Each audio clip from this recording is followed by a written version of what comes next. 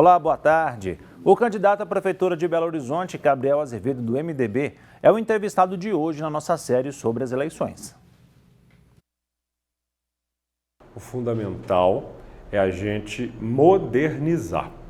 Não dá para expandir pensando que tudo vai ficar igual. Eu preciso acabar com o papel na rede de saúde pública. Ou seja, eu preciso ter a telemedicina.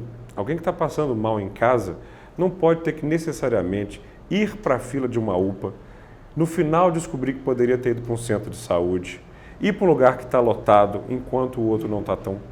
Então você precisa fazer isso tudo ficar digital, garantir que esse atendimento aconteça de uma maneira telemedicina, no primeiro ponto, e aí você começa a diminuir as filas, a trabalhar diagnósticos, a isso tudo ser modernizado. Segundo ponto, a gente tem que diminuir a fila de cirurgias eletivas. Hoje são quase 30 mil.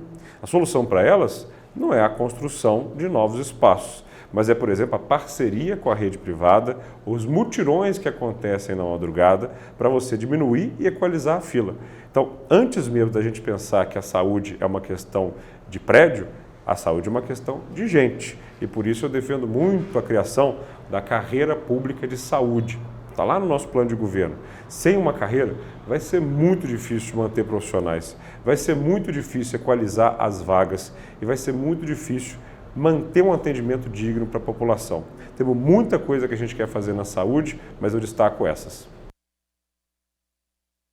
Não dá para a gente manter o tratamento de creche como é hoje, muito politizado, muito sem critério. Tem muita gente na fila da prefeitura querendo oferecer o espaço para creche conveniada. E essas pessoas, se não são amigas do rei, se não estão próximas ao prefeito, ficam ali esperando.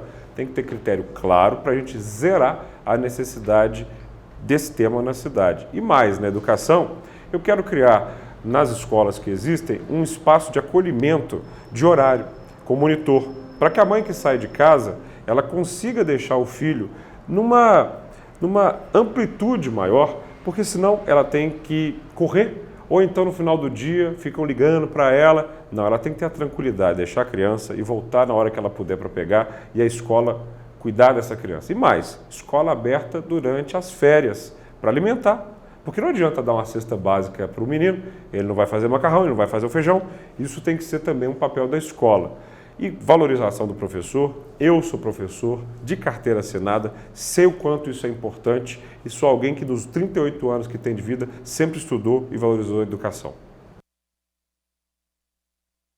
A prefeitura e esse atual prefeito usaram a Secretaria de Educação de barganha política. Nos últimos 2 anos, o prefeito teve 5 secretários. Este último começou a ver o sindicato de professores denunciá-lo por uso irregular de caixa escolar. Assim, não tem indicador de escola que aguente. Ainda, a secretária da gestão anterior, que permaneceu um pouco nessa gestão, ela reduziu o tempo de período integral na escola. Onde é que isso vai melhorar a educação? Então, a nossa proposta é muito clara: ampliar novamente o tempo integral, garantir que essas crianças na escola aprendam, parceria com a Universidade Federal de Minas Gerais para a requalificação permanente da didática do professor. Eu que estou em sala de aula sei disso, não é simples. Então, o nosso compromisso com a educação é total e, sobretudo, com a meta de recuperar a subida na curva do IDEB. Isso foi a tese do meu mestrado, que eu concluí esse ano. Nos últimos anos, foram 40% dos usuários que saíram do sistema de ônibus da cidade. O próximo prefeito vai ter uma chance única. Ele vai fazer o contrato de ônibus que substitui o atual. Como presidente da CPI na Câmara, eu mostrei todas as falhas desse. Foi um cartel. Todos que concorriam, aparentemente, fizeram os documentos no mesmo computador, protocolaram no mesmo cartório com intervalo de 15 minutos. Assim não. Então você no próximo contrato tem que particionar o sistema. Garagem para uns, veículo para outros, sistema de motorista para mais algum, não deixar a tarifa na mão do empresário, integrar a região metropolitana e garantir aquilo que outras cidades do planeta já estão fazendo para melhorar a mobilidade. O meu plano é, sobretudo, chamado de teto, trabalho e transporte, porque essas 3 palavras resolvem esse problema. O trânsito nada mais é do que, em alguns momentos do dia, para ser preciso 2, muita gente está indo trabalhar e muita gente está voltando para casa. Essa distância é a razão do trânsito. Então, quando as pessoas moram longe das conexões, elas optam pelo transporte individual. O que eu quero? A proximidade das pessoas de onde elas trabalham. De que maneira? Diminuindo o preço dos imóveis, diminuindo o preço dos aluguéis, garantindo mais gente nas áreas centrais e onde mais há oferta de emprego. É isso que vai mudar o trânsito de verdade. Tem necessidade de obra? É claro. Mas não adianta ficar simplesmente fazendo ponte safena no coração de uma pessoa que come de manhã hambúrguer, à tarde hambúrguer e à noite hambúrguer. Nós vamos uma vida saudável na cidade e para isso o sistema circulatório tem que pulsar de um jeito inteligente, com a proximidade de teto e trabalho para melhorar o transporte. Já tramita na Câmara Municipal um projeto de lei para mudar a guarda para a Polícia Municipal de Belo Horizonte. Enquanto prefeito, eu quero ser o chefe de fato dessa polícia, com toda a assessoria de segurança técnica e responsável, integrar o município o tempo inteiro com a Polícia Militar e com a Polícia Civil, numa mesa permanente, não ter sobreposição de ação, ter um aumento do efetivo em pelo menos 3.000, ou seja, a gente está hoje com 2.500, nós vamos para 3.000. E digo isso de maneira responsável, porque você tem que analisar o caixa e não ficar prometendo que depois não vai cumprir. E comigo é a Polícia Municipal 100% armada, garantindo inclusive rondas nos equipamentos públicos. E outra coisa que nós temos que resolver é zerar o problema das férias premium, que estão se acumulando em quase 100 milhões de reais. E se de repente essas pessoas todas quiserem tirar férias, a cidade fica sem a sua força de segurança. Já são meses em que eu defendo a criação do Parque Metropolitano da Serra do Curral.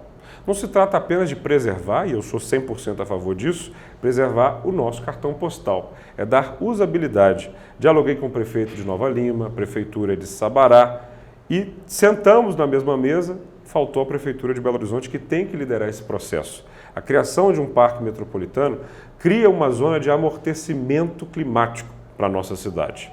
E além disso, nós precisamos aumentar as áreas verdes para o mínimo necessário exigido pelas organizações internacionais. Isso é muito importante, sem falar no plantio de árvores. A gente precisa plantar árvore em todos os lugares e facilitar a vida de quem quer plantar também. Hoje o sistema de plantio é muito complexo. Tem quem vem que corta, quem destoca, quem vai plantar. Isso tem que ser integrado para que essa volte a ser não só uma cidade-jardim, mas uma cidade pomar, com muitas árvores frutíferas, o que vai tornar a nossa cidade muito mais agradável. Nós enfrentamos esse problema e começamos a enfrentá-lo na Câmara Municipal. E deu muito trabalho, eu quase perdi o meu mandato por conta disso, porque a Câmara tocou uma CPI que mostrou que o atual contrato é um faz de conta para abastecer alguém com corrupção. Esse contrato vai acabar. Nós vamos agir, ponto número 1, papel da Prefeitura, para ligar as casas ao esgoto. Ou seja, é papel do município pressionar e agir para que não tenha nenhum esgoto fora do sistema da Copasa. Segundo, a integração da região metropolitana, porque parte dessa poluição vem de Contagem, então a gente tem que conversar o tempo inteiro, a bacia é uma só, bacia hidrográfica não entende limite municipal. Terceiro ponto, é muito importante transformar a Pampulha num ambiente turístico. Eu quero um calçadão que vá ali da Praça Dalva Simão até mais ou menos a Igrejinha São Francisco, mudando a lógica de habitação ali para você ter bares, restaurantes, fazer um lugar que é ponto de encontro. E eu também quero construir a obra do Oscar Niemeyer que não foi feita. Para quem não sabe, a Pampulha é incompleta. Falta uma das obras que fica numa península e eu quero colocá-la de pé. Olha que legal, eu sou coautor do projeto que gera aqui a Jornada Pascual na cidade. Porque quem conhece a história da cidade sabe que Belo Horizonte é um ponto de fé, de atração do turismo religioso. Para além de reforçar esta data, está no nosso plano de governo, na parte religiosidade, ter um órgão específico municipal de diálogo permanente com as mais diversas correntes religiosas. Justamente porque os feriados religiosos e as atrações turísticas religiosas são muitas, né? Eu quero ser um prefeito de todas as religiões, cristãs, judaicas, evangélicas, todas. Porque isso não só é respeitoso com o nosso povo, E valorizar a fé é importante num cargo público como esse, mas é também significado de turismo, de atração de gente, de atração de recursos, e isso é muito bom, seja no carnaval, seja no turismo religioso, seja de qualquer forma, a gente tem que atrair as pessoas para conhecerem essa que é a melhor cidade que tem no planeta. Nosso entrevistado da próxima segunda-feira é Bruno Engler, do PL. Belo Horizonte terá mais uma vez clima extremamente seco, de temperaturas elevadas ao longo do dia. A umidade relativa do ar mínima deve ficar em torno de 15% no período da tarde. É um nível alarmante e muito abaixo do recomendado pela Organização Mundial da Saúde, que é de 60%. Vamos ver a previsão do tempo para hoje em algumas cidades do estado.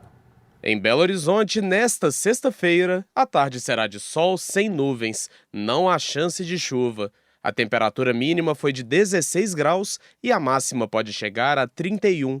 A umidade relativa do ar varia entre 20% e 90%. Em Capim Branco, na região metropolitana, o tempo se assemelha com o da capital, com tarde de sol sem probabilidade de chuva. A mínima foi de 17 graus e a máxima pode chegar a 30. A umidade relativa do ar varia entre 20% e 70%. Em Montes Claros, no norte de Minas, o tempo fica quente. A temperatura mínima foi de 15 graus e a máxima pode chegar a 33. À tarde, será de sol. A umidade relativa do ar varia entre 20% e 95%. Futebol, o Atlético e São Paulo empataram em 0-0 pelas quartas de final da Copa do Brasil. O resultado garantiu o Galo na semifinal, além de um prêmio de mais de 9 milhões de reais. No domingo tem jogo pelo Campeonato Brasileiro. Às 6h30 da tarde, o Atlético encara o Bahia na Arena Fonte Nova. No mesmo horário, o Cruzeiro recebe o São Paulo no Mineirão. Pela Série B, o América entra em campo no domingo às 4 da tarde contra o Santos na Vila Belmiro. Domingo também é celebrado o dia de Nossa Senhora da Piedade. No santuário dedicado à padroeira de Minas, são esperados milhares de fiéis. O reitor do santuário, o padre Wagner Calegário, vai nos passar detalhes da programação. Boa tarde, padre. Como que está o preparativo para esse dia tão especial?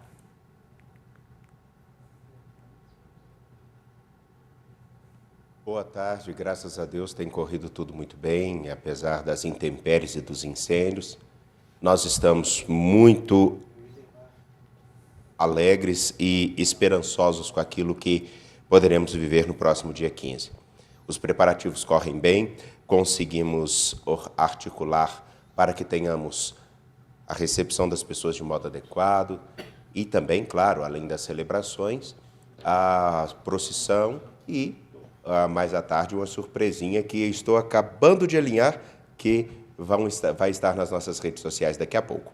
O senhor citou aí a questão dos incêndios que nos últimos dias destruíram uma parte da Serra da Piedade. Chegou a comprometer o santuário, padre, seja com danos materiais ou até mesmo com acesso? As pessoas conseguirão chegar aí no domingo?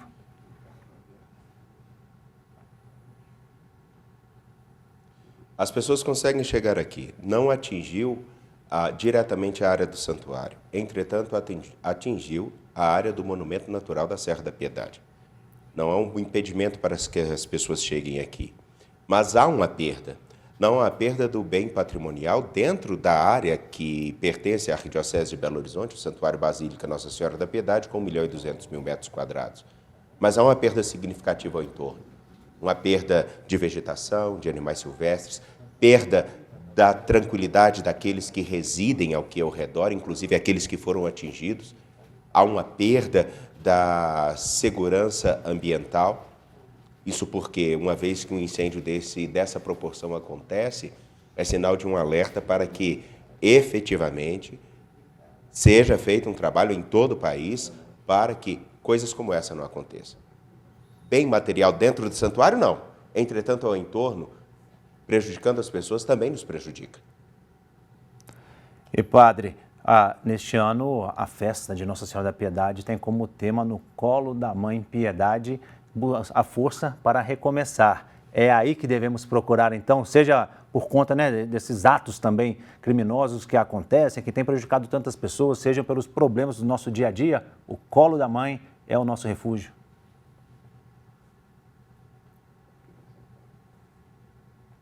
Na verdade, aquele que está no colo da mãe é a fonte da nossa restauração, da nossa reconstrução, do nosso recomeço.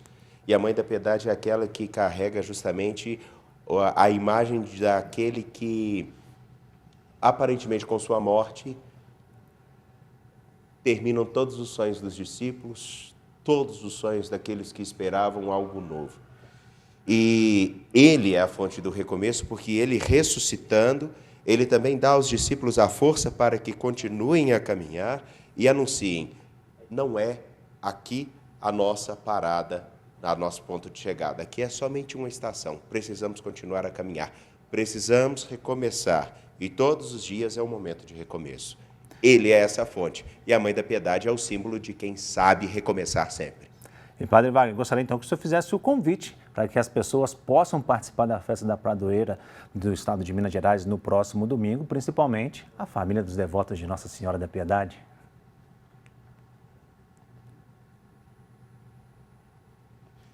Bom, você que nos acompanha agora, eu faço um convite. Venha sim ao Santuário Basílica Nossa Senhora da Piedade. Faça o seu agendamento. Por que do agendamento? Porque nós precisamos ter um número máximo, controlar o número máximo de pessoas aqui ao alto do santuário. Precisamos organizar e provisionar as vans para aqueles que desejam subir de vans. Nós não conseguimos fazer isso de uma hora para outra. Venha, esteja conosco. Será uma festa muito bonita. Às 8 horas da manhã nós temos a missa transmitida pela Rede Minas, TV Horizonte, Rádio América e também TV Horizonte, nossas redes sociais. Às 9h30 e às 11 horas nós temos a missa na Basílica Estadual das Romarias. Às 11 horas, após a missa, nós temos a procissão até aqui na Ermida da Padroeira. Às 15 horas nós temos a celebração eucarística novamente. E após a missa, agora eu posso dizer, nós teremos uma apresentação com o pianista Albert Holanda e a nossa querida, deixe-me pegar aqui, soprano, a Sueli Lousada, que fará apresentações aqui para aqueles que estiverem presentes e também para nossas redes sociais. Esteja conosco, será um dia muito bonito. Venha, será uma alegria recebê-lo. Tá certo. Muito obrigado, viu, Padre Wagner, pelas informações. Uma ótima tarde para você.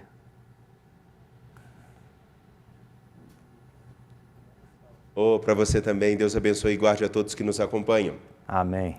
Se você ainda não faz parte da família dos devotos de Nossa Senhora da Piedade, eu te convido a conhecer o projeto. Aponte a câmera do seu celular para o QR Code ali no canto para ter informações e se tornar um membro dessa família que ajuda na manutenção e desenvolvimento dos projetos sociais da nossa arquidiocese, além de cuidar de um dos principais patrimônios dos mineiros, que é o Santuário Basílica Nossa Senhora da Piedade. Nós atingimos 52% da meta de arrecadação para o mês de setembro. A sua doação é muito importante. Você pode sugerir assuntos para a gente discutir aqui no Horizonte Notícia pelo WhatsApp 31 996802910. E para rever reportagens que foram ao ar, acesse o nosso canal no YouTube, é o @Horizonte Notícia TVH. Nós voltamos na segunda-feira, 12h30. Tenha um ótimo fim de semana, fique com Deus e até lá.